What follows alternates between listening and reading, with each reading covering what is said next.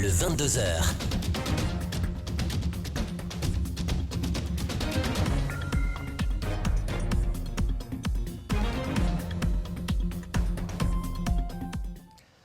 Toutes nos excuses pour ce léger retard. Mesdames, Messieurs, bonsoir. Merci de regarder Espace TV pour vous informer et bienvenue dans cette édition d'information dont voici le sommaire. Véritable tourmente au RPG Arc-en-Ciel alors que les cadres du bureau politique national se transportaient chez Ibrahima Kassory Fofana pour lui exprimer leur soutien pour sa désignation à la tête du parti. C'est le bureau de la jeunesse qui s'est fend d'un communiqué pour désapprouver les anciens. Vous les entendrez dans ce journal. Pendant ce temps, c'est une cinquantaine de partis politiques qui sortent du bois pour resserrer l'étau sur la junte au pouvoir. Dans une déclaration ce soir, celui d'Alain Diallo, Sidya Touré et plus de 50 autres partis politiques dénoncent la conduite de la transition, notamment leur exclusion. Notre angle de ce soir, nous vous amènerons dans les couloirs du marché des Matoto et ils sont diplômés soit en sociologie, soit en administration des affaires ou autres, mais ils gagnent leur pain dans l'électronique qu'ils ont appris dans l'OTA.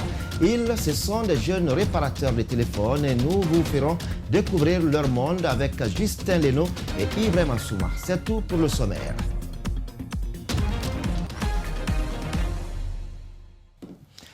Une fois encore, bonsoir. La désignation de Dr Ibrahima Kassory Fofana pour diriger le conseil exécutif provisoire du RPG Arc-en-Ciel. Les voix de discordance se font de plus en plus entendre après certains cadres du parti. C'est le bureau national de la jeunesse qui vient d'exprimer son désaccord avec le choix porté sur l'ancien Premier ministre. Il l'a fait savoir ce mercredi à travers une déclaration et c'est au micro de Djene Bemba Koulibaly et Alseni Kamara. Ibrahima Kassory Fofana désigné provisoirement pour diriger les destinées du RPG Arc-en-Ciel. Le secrétaire général du bureau de la jeunesse de l'ancien parti au pouvoir s'oppose farouchement à ce choix. La base du parti jaune se désolidarise également de la démarche de désignation de l'ex-premier ministre qui a fondé son parti et prêté allégeance à Alpha Condé. Les sections du parti exigent donc la tenue d'un congrès pour élire le successeur de l'ex-président. Nous considérons cet acte maladroit comme une manipulation orchestrée par un clan dont le seul but est de se tirer une couverture politique en cette période tumultueuse politico-administrative que connaît notre pays depuis le 5 septembre 2021. Ce prétendu conseil, en plus d'être en contradiction avec les textes en vigueur, contribue à sacrifier l'image et la réputation du président du parti dont la liberté est confisquée depuis maintenant 6 mois. Ansoumane Damaro Kamara, coordinateur des secrétaires généraux de la jeunesse des sous-sections et des comités de base de la ville de Conakry, crie au sabotage. Il ne cautionne pas que les jeunes aient été exclus dans les prises de décision par le bureau politique national. Il regrette que les anciens ne veuillent pas laisser la place à la nouvelle génération. Nous, les jeunes d'aujourd'hui, on ne va jamais accepter. On ne va pas nous utiliser comme des cleaners politiques, nettoyer et mettre dans la poubelle. Trop, c'est trop. La jeunesse consciente, nous disons non, non, non, nous attendons le congrès.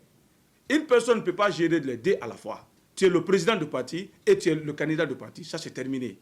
Cette déclaration improvisée a été clôturée sous fond tension au siège du RPG Arc-en-Ciel ici à Gbissia. Des militants en sont venus aux mains. Une bagarre née de la volonté de porter Dr Kassory Fofana à la tête du conseil exécutif provisoire du RPG.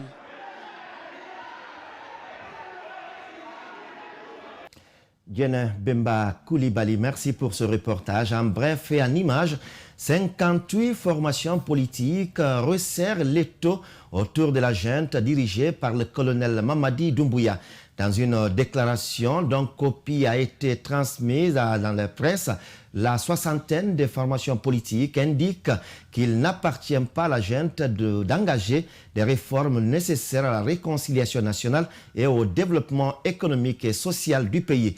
Il dénonce entre autres l'absence des partis politiques dans le gouvernement de transition, d'un cadre de dialogue, le manque de volonté de retour à l'ordre constitutionnel, l'indéfinition de la composition du CNRD 6 mois après le coup d'État et la conduite discriminatoire de la récupération des domaines de l'État ainsi que la CRIEF qui se distingue dorénavant comme un instrument pour disqualifier les leaders politiques gênants et les crimes de sang qui ne font l'objet d'aucune considération de la part de la junte. Autre sujet, et nous reviendrons sur cet élément dans nos prochaines éditions, il faut le dire, comme annoncé hier, le président de la transition a effectivement fait libérer ce mercredi une trentaine de femmes qui croupissaient dans les prisons du pays. Cette grâce du colonel Mamadi Doumbouya a été mise à exécution à la maison centrale des Koronti. Parmi les bénéficiaires de la grâce, Adia Prési, qui venait d'être condamné pour chantage et tentative d'extorsion sur un opérateur économique. Antoinette Dédé Onivogui et Ibrahima Soli Kamara. Le président de la transition a encore fait parler son cœur à l'occasion du mois de la femme. Aujourd'hui, 30 parmi elles ont soufflé l'air de la liberté. Partagée entre joie et émotion, elle peine à trouver les mots. Je suis très fière de ce président et je tiens à dire que je n'ai encore jamais voté pour un président guinéen. Mais si aujourd'hui, ce président-là se présentait, ce n'est pas seulement pour ce grâce-là, c'est pour la façon dont il s'intéresse à la population. J'ai fait 5 ans ici et pendant ces 5 années, j'ai traversé beaucoup de périodes difficiles. Je remercie le colonel pour ses actes. Elle plaide également en faveur d'un meilleur traitement de celles qui y restent. Vraiment, ce qu'ils ont fait pour nous, vraiment, mon remercier fait. Il y a aussi nos amis qui sont ici. Nous plaidons en leur faveur.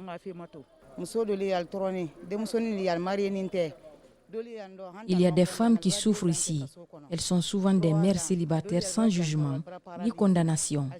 D'autres même sont paralysées par manque de traitement adéquat. Vraiment, merci. Quant aux proches des militaires détenus par le CNRD, l'attente sera encore longue car prévu pour ce 9 mars, ils peinent encore à recouvrer leur liberté. Et Ali Sadi et Ibrahima Taher sont accusés par les autorités américaines d'avoir des liens directs avec le Hezbollah libanais. Ces deux hommes d'affaires possèdent d'une dizaine d'entreprises en Guinée, notamment dans l'immobilier et la pêche, avec des centaines d'emplois pour des Guinéens. La population d'un tel rapport peut-il avoir un impact sur l'économie guinéenne? Quelle doit être la réaction de l'État? Mamadou Kalisso, Lamine Guirassi et Ibrahima Soli Kamara sont allés à la rencontre d'un économiste et analyste politique. Suivez leur réaction. La panique secoue le milieu économique, freine l'élan des investisseurs, perturbe la chaîne de production. Ali Sadi est patron de la plus grande entreprise de pêche en Guinée.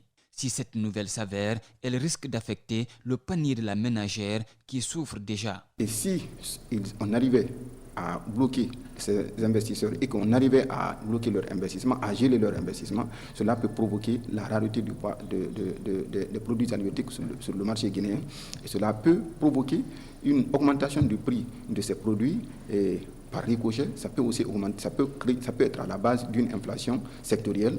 Des dizaines d'entreprises dans divers secteurs, des centaines d'emplois sont en jeu. Cet analyste s'interroge sur la méthode qui a conduit à la collecte des informations.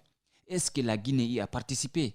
Dans un contexte sous-régional d'insécurité, il est primordial d'être vigilant sur le flux financier. Pas que c'est des opérateurs économiques, mais de l'ensemble des opérateurs économiques étrangers ou nationaux qui réalisent des profits importants sur notre territoire, donc de procéder à une vérification, mais aussi à une surveillance de ces flux financiers pour éviter que l'argent illicite ne soit blanchi sur notre territoire ou de l'argent ou des profits réalisés sur notre territoire de façon licite ne servent à financer des opérations de déstabilisation. Dès après la publication du rapport, le procureur général, près la cour d'appel de Conakry, a instruit au procureur de la République, près le TPI de Kaloum, d'engager ou de faire engager des poursuites judiciaires contre les accusés. Une opportunité pour les deux États de renforcer leur coopération sur le plan sécuritaire et l'information financière. Ce rapport aujourd'hui illustre quand même un phénomène très bien connu à l'international, c'est celui des mouvements illicites de capitaux. C'est des masses monétaires énormes qui circulent à l'international et qui soient sont d'origine illicite ou qui participent à financer d'autres opérations de déstabilisation de certains pays dans le monde. Je pense que la Guinée doit renforcer ses capacités au niveau de la surveillance des mouvements de capitaux, mais aussi au niveau de renseignements sur l'identité et la nature des capitaux qui transitent sur notre territoire. Les deux hommes d'affaires auraient été convoqués par le ministère des Affaires étrangères. Pour le moment, rien n'a filtré de cette rencontre. Près de 30% du taux de décaissement pour les projets et programmes ont été exécutés en Guinée. Ce qui ressort du lancement ce mercredi à Conakry de la revue fiduciaire du portefeuille de la Banque mondiale. Cette revue intervient suite à la reprise des activités de l'institution de Bretton Woods, suspendue depuis le 5 septembre dernier. Djibril Ba, Brahmasori 5 Souma. Il s'agit de faire l'état des lieux du portefeuille des projets et programmes financés par la Banque mondiale. Ceux qui sont actifs depuis le 30 juin dernier sont au nombre de 22 pour un total d'engagement d'$1 milliard. L'instauration des régimes d'exception en Guinée a amené l'institution de Bretton Woods à mettre en pause ses activités. 6 mois après, l'heure est à la revue. Je suis très ravi dans mes fonctions ici en Guinée d'accompagner la République de Guinée à accélérer son processus, bien sûr, de réduction de la pauvreté, mais surtout faire en sorte que l'économie soit plus résiliente et se donne les moyens de se diversifier au-delà des mines. Il part du constat que le taux de décaissement global du portefeuille se situe à 30% à la date du 31 janvier 2022, dont 31,9% pour les projets nationaux et 35% pour les projets régionaux. Cette faible capacité d'absorption ne laisse pas indifférent le ministre des Finances. Principalement, vous avez vu les points qui font que le taux de décaissement est faible. Un premier point, c'est les difficultés de démarrage. Ça a été indiqué. Pour lancer les projets, le processus prend du temps, parfois à se mettre en place. Il faut qu'on trouve les ressources et les moyens pour sortir de ces considérations. Un deuxième point comme difficulté, c'est le fait que la majorité des projets avec financement extérieur est assortie d'une contrepartie nationale. Certaines difficultés, notamment la crise sanitaire, la Covid-19, la lourdeur dans le processus de passation des marchés et le retard dans la mobilisation des fonds de contrepartie dans la mise en œuvre des projets et programmes du portefeuille actif de la Banque mondiale ont été examinés. C'est que la reprise du projet actuellement est dans notre intérêt, des projets. Et la reprise accélérée des projets est dans notre intérêt. Il y a un autre aspect que je n'ai pas ajouté. Il y a le fait qu'on va lancer le projet SWET. Et le projet SWET, c'est 60 millions de dollars qui ont été préparés complètement avant la suspension des activités, mais qui n'a pas pu être consommé. Dans ces objectifs, l'État veut répondre à de nombreuses attentes dans des secteurs comme l'énergie, l'eau, la santé et l'éducation. Même directive pour ses partenaires qui constatent un besoin énorme chez la population. Autre élément de l'actualité, c'est à l'enseignement supérieur de la recherche scientifique. La ministre de l'enseignement supérieur de la recherche scientifique a rencontré ce mercredi des émissaires de Rabat, de l'Institut supérieur de l'information et de la communication de Rabat, qui compte jumeler avec l'Institut supérieur et de l'information de Kountia. Mais la ministre Diaka Sidibé demande l'extension de ce programme sur d'autres aspects, notamment le voyage des enseignants, mais aussi des étudiants vers le Maroc, vice-versa. On suit cela avec Alseni Bari et Yacouba Traoré. Ce cours de master en communication publique et politique matérialise l'opérationnalisation de la convention de partenariat signée entre l'ISIC de Kountia et celui de Rabat depuis 3 ans. Dans cette salle, plusieurs cadres en service dans l'administration publique, des enseignants au sein des universités publiques et privées guinéens et des travailleurs du secteur privé. Cette semaine, nous sommes 2, mais d'autres enseignants vont suivre à partir de la semaine prochaine.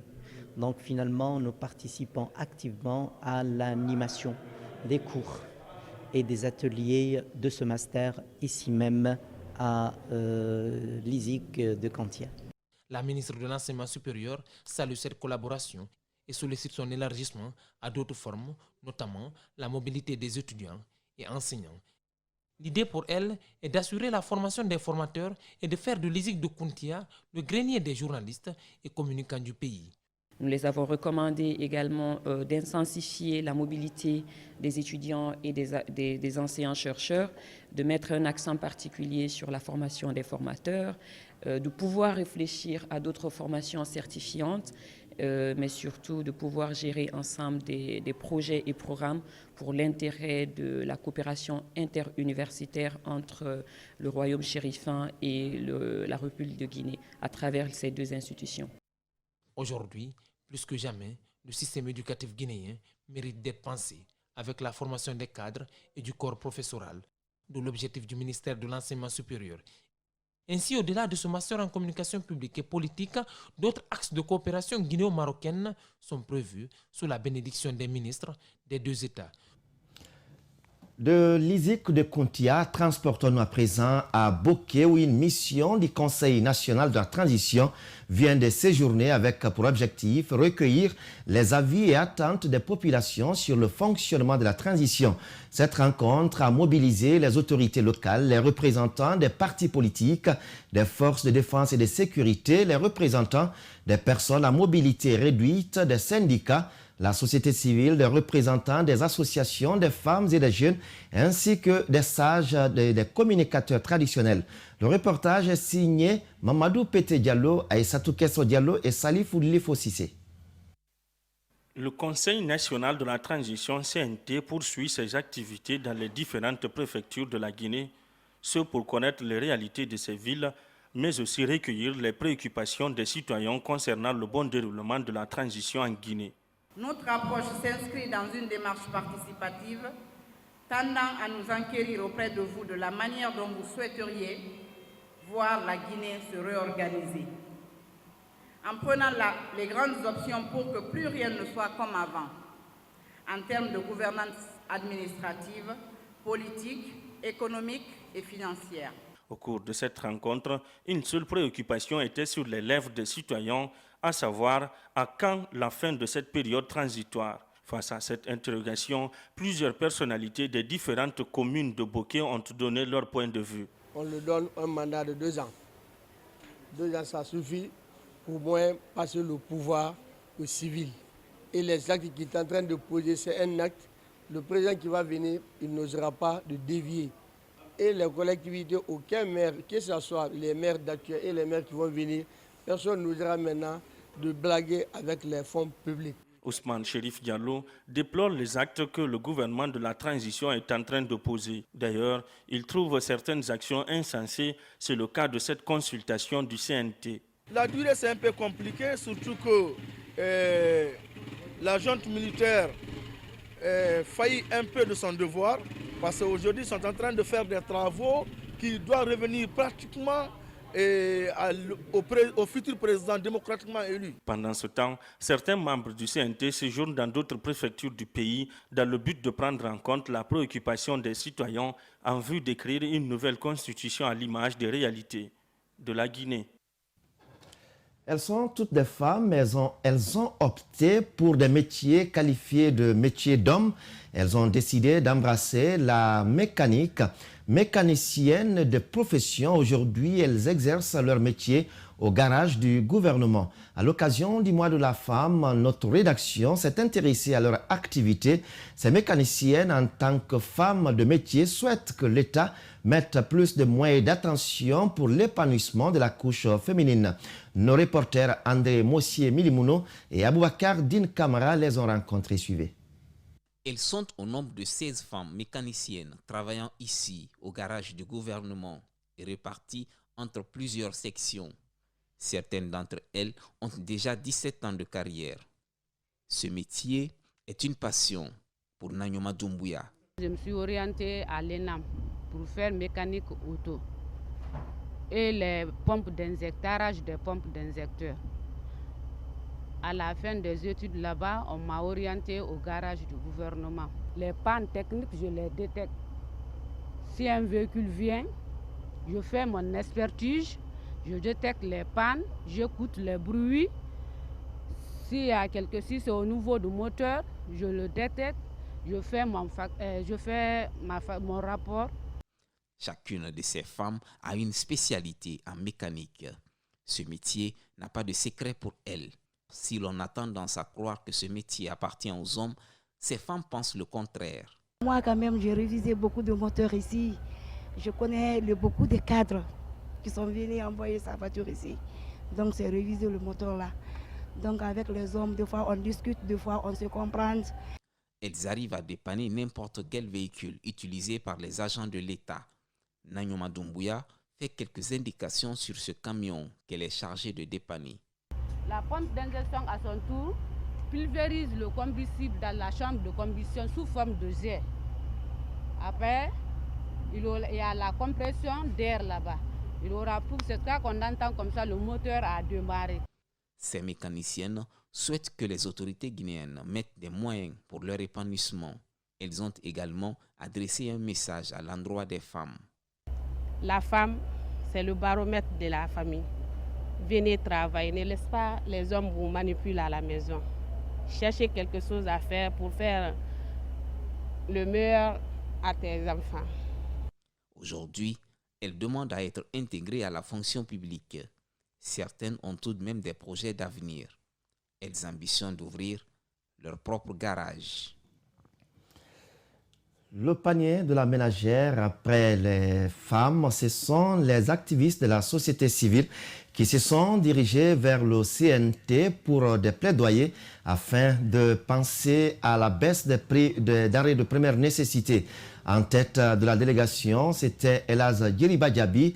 Il est l'ambassadeur de la paix et il est avec nos reporters. Nous reviendrons sur cet élément dans nos prochaines éditions d'information. Elle a plus de 3 décennies de carrière musicale très riche. Il s'agit de l'une des voix guinéennes de la musique pastorale qui, après 30 ans de carrière musicale, ne vit plus de son art, que devient Binta Lalisso. Elle n'est pas en pleine forme et manque de minimum pour une artiste de sa trempe. Suivez son portrait avec Mohamed Valek Touré.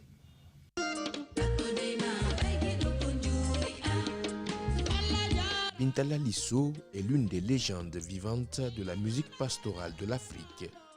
De son vrai nom Fatmata Binta So, elle est née en 1942 à Télimélé, en République de Guinée. Sa voix est encore mélodieuse et fascinante comme les premières notes d'un piano malgré son âge. Binta Lalisso, c'est plus de 30 ans de carrière avec 7 albums. 30 ans de carrière et une retraite difficile.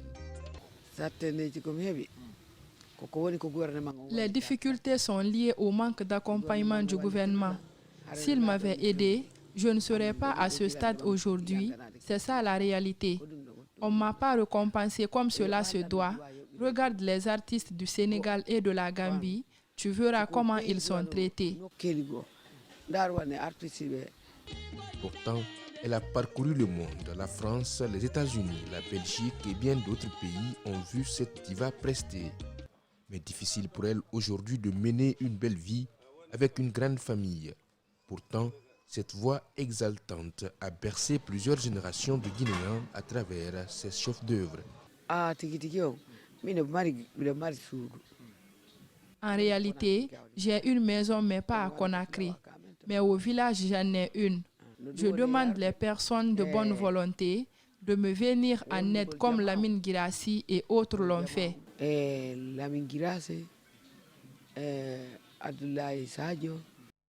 Unique fille de sa famille, Binta a connu 2 mariages dont 4 enfants, tous décédés. De Bouroual-Sonken dans Télémélé à Conakry, où elle effectue quelconque passage, Binta Lali vit mal. À Dapompa, dans la commune de Matoto, ce sont des proches qui l'hébergent. Je me suis rien dit avec Alpha Condé. Je n'ai jamais été chez lui. Pourtant, le président m'avait fait des reproches en disant que tout le monde a chanté son éloge, sauf moi. J'ai répondu, il n'y a pas de problème, mais moi, je ne déteste pas quelqu'un. Je suis artiste et je chante pour tout le monde. Ce samedi 12 mars, elle sera de nouveau sur scène au compte de son prochain album. Le dernier, le tout dans le cadre du projet Un toit pour Binta Lali, porté par le blogueur Ali Ousso. Je vous le disais, on revient sur cet élément. Une délégation des activistes de la société civile en tête, Elhadj Djeriba Diaby, l'ambassadeur de la paix, a rencontré ce mercredi le président du Conseil national de la transition. Et en toile de fond, invité, le président a pesé de sa personnalité pour la baisse des prix des denrées de première nécessité sur le marché, et c'est là surtout en prélude au mois de Ramadan qui approche. Dr Dansa Kourouma promet de tout mettre en œuvre pour faire passer cette voie. Alseni Bari, Yacouba Traoré. Le constat sur le marché est désolant. Les prix ont grimpé et les grincements de dents commencent à se faire sentir. Les activistes de la société civile espèrent obtenir gain de cause à travers des plaidoyers. C'est dans cette optique qu'une mission conduite par Elhadj Djeriba Diaby a rencontré le président du CNT pour l'inviter à s'impliquer dans le plaidoyer pour la baisse des prix, surtout à la veille du mois de Ramadan. Le marché est devenu cher dans notre pays. Je demandais au président du CNT de demander au colonel, le président de la République, de censer également, comme il a censé dans les bureaux, d'aller censer aussi dans les marchés. Un message bien cerné par le président du CNT qui rassure de son implication pour trouver solution à cette situation. On a eu une oreille très attentive par rapport à leurs conseils, leurs bénédictions et leurs suggestions. Ce n'est qu'une rencontre de prise de contact. Nous en aurons d'autres. Ce plaidoyer intervient après le cri de cœur des femmes lors de la célébration de la Journée internationale des droits des femmes. Le président de la transition avait d'ailleurs promis de tout mettre en œuvre pour la réduction des prix. Un fait de société, un jeune homme âgé d'une vingtaine d'années est porté disparu depuis le 31 janvier dernier sans aucune nouvelle auprès de sa famille. Amidou Ba, c'est son nom, est arrivé à Conakry pour la première fois dans le but d'apprendre un métier. Cela fait bientôt 2 mois qu'il est introuvable, sa famille est inquiète et s'interroge sur les actes. L'acte s'est produit au quartier Dar Salam dans la commune de Ratoma.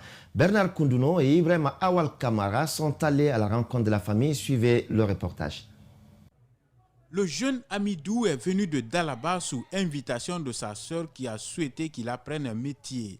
À son arrivée à Conakry au quartier Dar es Salam, Amidou n'aura fait que quelques heures avec sa tutrice qu'il a perdu de vue dans la soirée du 31 janvier. Modorbe handi 7h à quelque.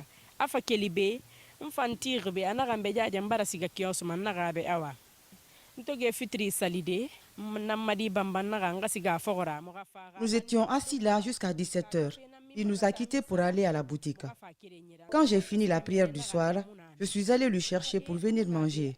Arrivé, on m'a dit qu'il n'est pas arrivé là-bas.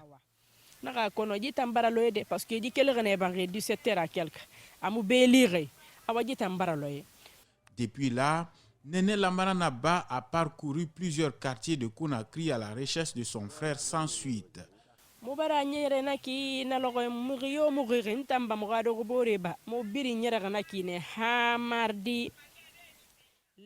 Depuis ce jour jusqu'à présent, mes voisins et moi, nous sommes à sa recherche. Et cela fait 1 mois, 1 semaine, nous n'avons aucune nouvelle de lui.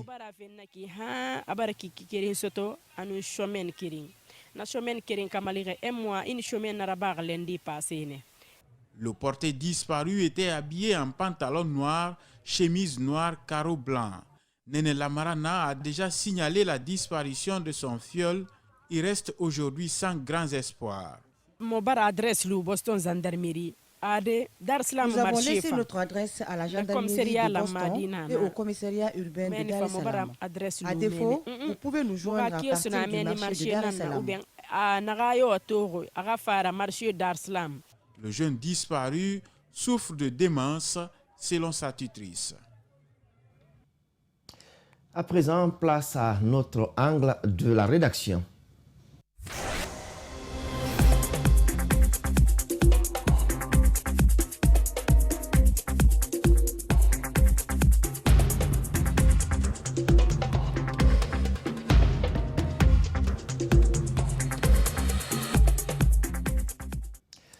Je vous l'annonçais, plein feu sur le métier de réparateur de téléphones et autres objets électroniques. Une activité organisée et génératrice de revenus pour ses pratiquants, en majorité des diplômés sans emploi. Vous allez le voir, ils sortent bien avec ce matériel rudimentaire sans occulter les cas d'accident qu'ils enregistrent parfois pour les pauvres citoyens qui ne peuvent pas se procurer du neuf. Ces jeunes jouent un rôle essentiel dont ils ne peuvent pas se passer les services. Justin Leno et Ibrahim Assouma pour ce grand format.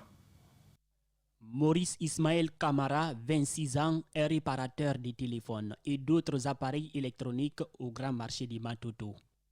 Diplômé de l'École nationale des arts et métiers de Koléa dans la commune de Matam il y a 3 ans, Maurice s'est spécialisé en électricité industrielle pour embrasser le monde de la technologie. Dans son atelier, le jeune travaille avec des moyens rudimentaires. Pour réparer un téléphone, il faut des outils de travail. Par exemple, c'est ça l'alcool, c'est ça qui sert à nettoyer les téléphones. Par exemple, si le téléphone est sale, c'est avec ça qu'on nettoie. Si l'eau rentre dedans, c'est avec ça qu'on nettoie le téléphone. Donc ça aussi, c'est tournevis. C'est ça qui sert à desserrer les téléphones. Ça, c'est fer à souder. C'est pour souder les écrans et dessouder les écrans, en plus les autres pièces. De l'autre côté de sa cabine se trouve une machine à chauffage qu'il s'est achetée pour moderniser son travail. C'est cet appareil qui sert à décoller des écrans cassés sur des smartphones avant de les réparer. Ici, des appareils peuvent avoir plusieurs pannes, mais l'écran est le plus coûteux en matière de dépannage. Ça, c'est Samsung Note 5. L'écran de ça, c'est très cher. J'ai parlé avec mon client à 500 000 pour changer l'écran de ça là. Les accidents de travail ne sont pas à épargner. Ces jours-là, le téléphone d'un client tombe avec le jeune réparateur et son écran est abîmé. Il n'a aucun argument à placer. L'écran coûte 500 000 francs guinéens et c'est lui qui doit le payer. Parce que le client, lui, il est donné l'argent tout. Mais si c'est casse avec lui, il faut que tu le rembourses donc. Autre cas d'accident de travail qui peuvent arriver, c'est des courts-circuits dans les téléphones dus à de nombreuses modifications que font d'autres jeunes réparateurs moins compétents. Malgré, ils prennent le risque de souder assez de fils à l'intérieur des smartphones.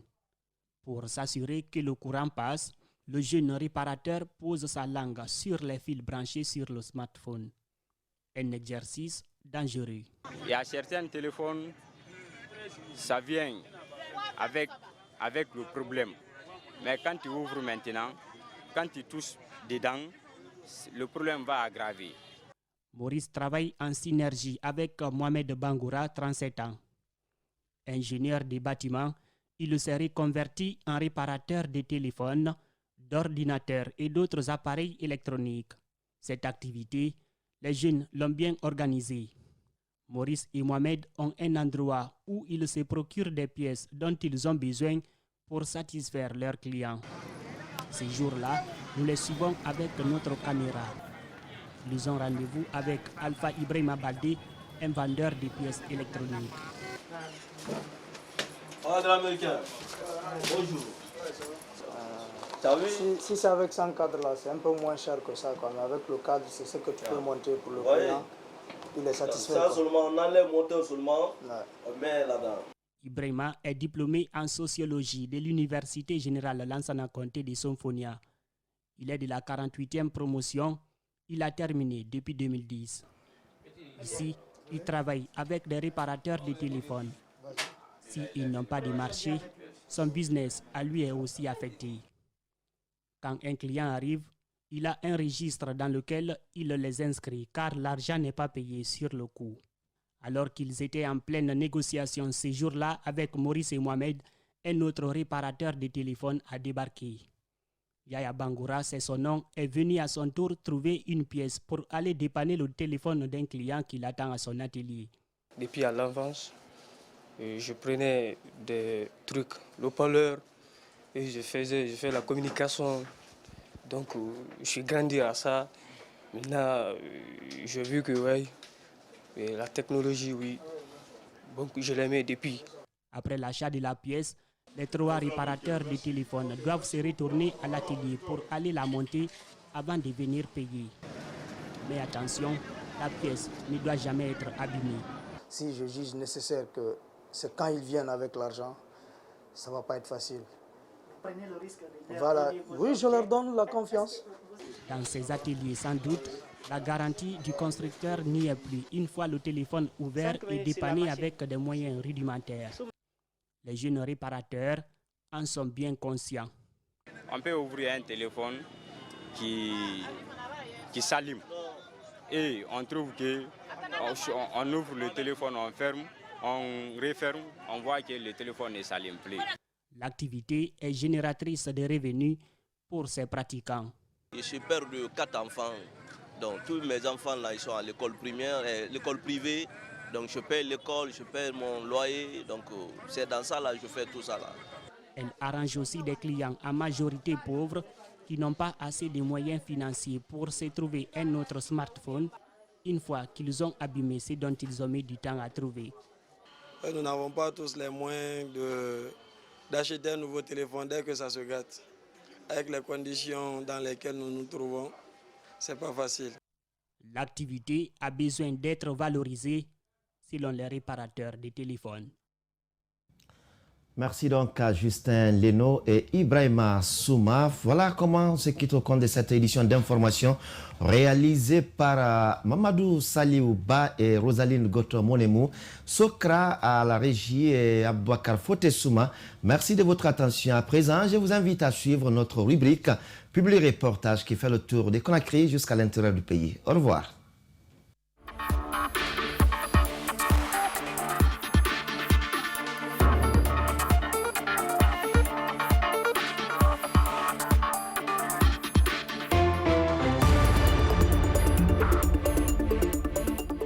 Les sites Ramsar, Tenkiso et Gambi Unduliti vers une dégradation inquiétante suite aux actions anthropiques non durables et mal coordonnées. Ce, malgré le rôle important et les fonctions qu'ils remplissent. Pour donc protéger ces zones humides, l'UICN, le ministère de l'Environnement et l'OGPR réunissent les acteurs du secteur en vue d'élaborer des plans de restauration et de gestion de ces sites. L'objectif est d'analyser et amender le contenu du programme, mais aussi rappeler l'intérêt de la préservation de ces sites. On dit que les zones humides renferment beaucoup plus de biodiversité que les zones continentales. Ces sites sont en voie de dégradation du fait de plusieurs processus qui sont liés à l'action humaine, mais aussi qui sont liés à la nature. Véritable réservoir de vie, les zones humides se caractérisent par une biodiversité importante et servent d'habitat à de nombreuses espèces, ce qui amène le ministère de l'Environnement à accorder une grande importance à cette initiative. Notre responsabilité est engagée au plan national et international pour conserver ces habitats. Et de ce fait, il est de notre responsabilité et Madame la ministre, au nom du gouvernement, a su prendre ses responsabilités. Pour les initiateurs, ce projet a de nombreux impacts pour l'environnement.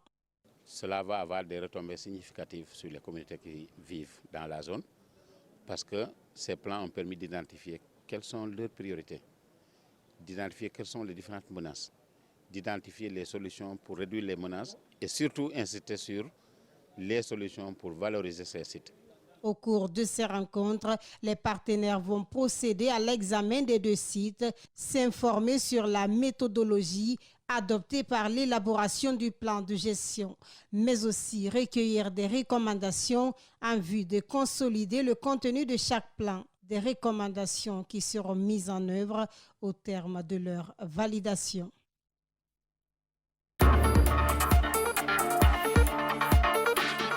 Cette signature du 4e accord cadre entre SOS Village d'Enfants Monde Luxembourg, SOS Village d'Enfants Guinée et Sénégal est une matérialisation de la volonté du ministère de Luxembourg et des équipes de SOS Village d'Enfants Monde de venir en aide à cette couche vulnérable.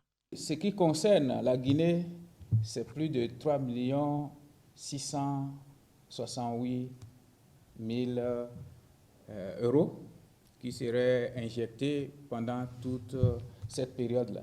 Cet accord cadre 4 met l'accent sur la mobilisation des enfants, familles, communautés, acteurs de la société civile et l'État. Ces derniers devront tous œuvrer en faveur des droits et la protection des enfants et des adolescents. Nous avons vu que on peut renforcer si on renforce une famille aussi, il faut qu'on essaie de voir comment faire pour que la communauté s'organise autour de cette famille-là.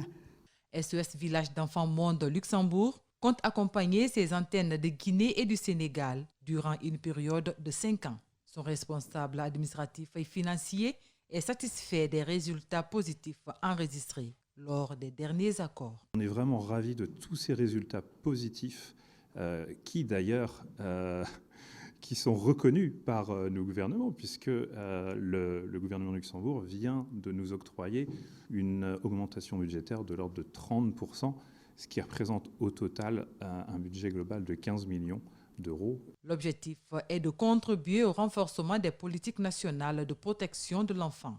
Le directeur national de l'enfance se réjouit de cette signature. Nous avons salué donc cette grande avancée par rapport à cette collaboration et nous estimons que c'est par le biais de la collaboration que nous pouvons davantage réussir et réaliser les droits de l'enfant à travers le pays.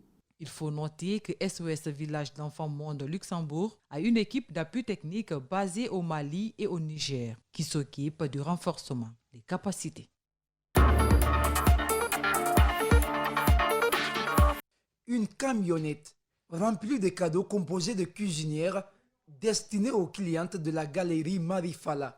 Ce mois de mars, mois de la femme, est mis à profit par cette entreprise pour faire des surprises à ses meilleures clientes sélectionnées sur le tas. Saranso collabore avec le groupe Marifala depuis 5 ans. La qualité des produits du groupe Marifala explique sa fidélité.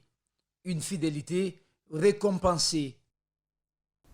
Moi, je pense que c'est une bonne qualité. Si vous voyez qu'on continue à aller là-bas, et pas plus tard qu'au mois de décembre encore, on a fait des achats. Même hier, j'étais là-bas. Donc, si vous voyez qu'on continue à acheter là-bas, c'est que c'est la bonne qualité qu'ils importent.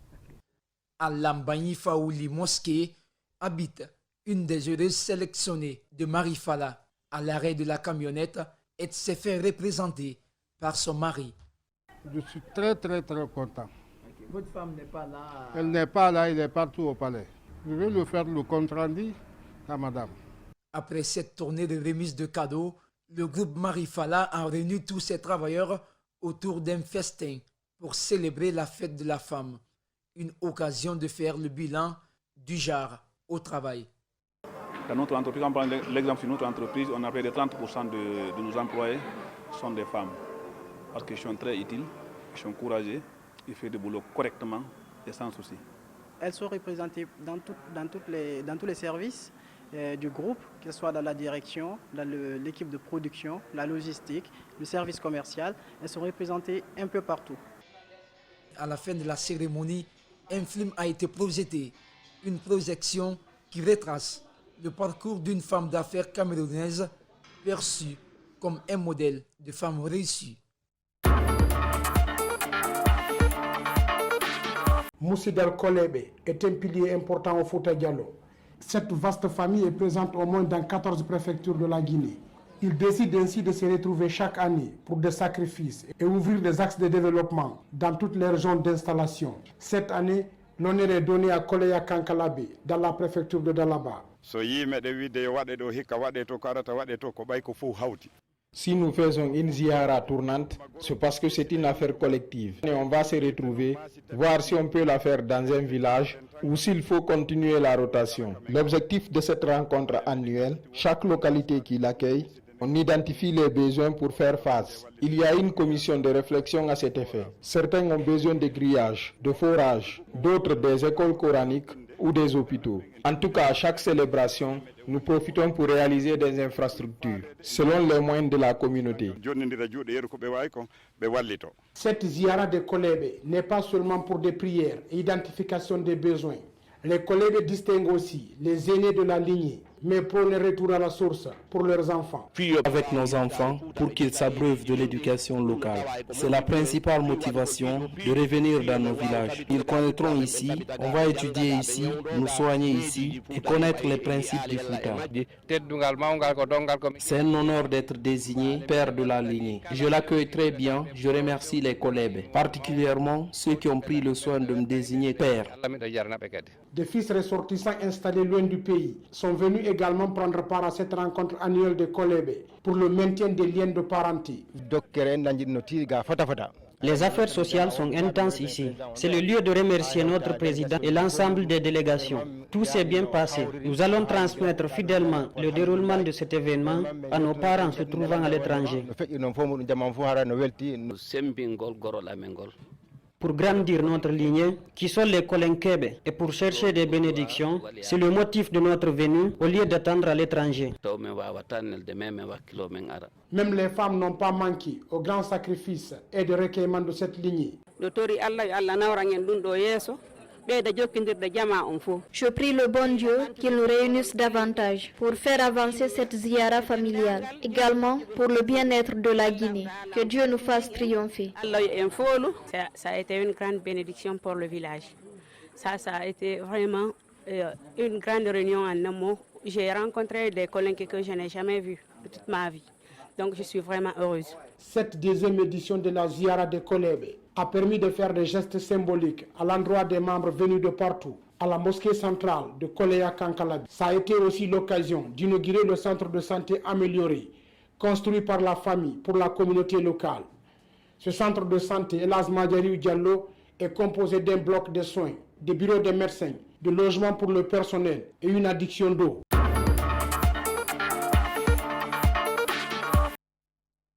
Comment réduire le risque d'introduction et de propagation d'organismes pathogènes dans une structure hébergeant des animaux?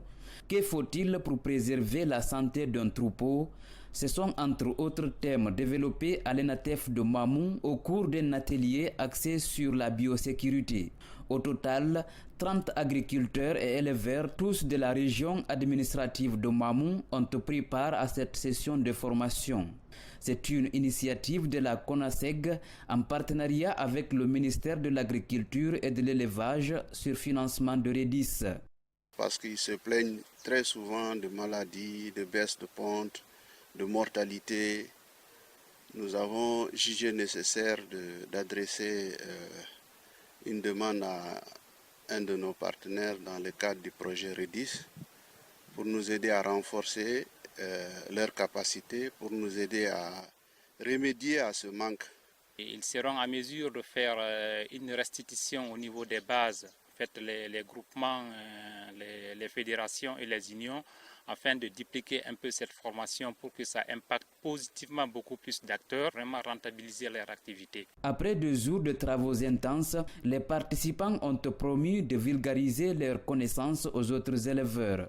Nous devons prendre notre responsabilité parce que là déjà c'est quelque chose qu'on a suivi et on doit l'appliquer au niveau de nos différentes fermes. Le gouverneur de la région administrative de Mamou, qui a présidé la cérémonie, a exhorté aux différents intervenants dans ces 2 secteurs de mener à bien leurs activités. Vu l'importance de ce thème et les sujets à débattre, j'invite l'ensemble des participants à prêter une attention particulière à la présente rencontre afin de tirer le maximum de profit pour l'atteinte des objectifs fixés. Toutes les 8 régions administratives sont concernées par cet atelier et touchera 240 éleveurs. Ce pour l'épanouissement de l'élevage, mais aussi garantir la sécurité sanitaire et alimentaire des populations.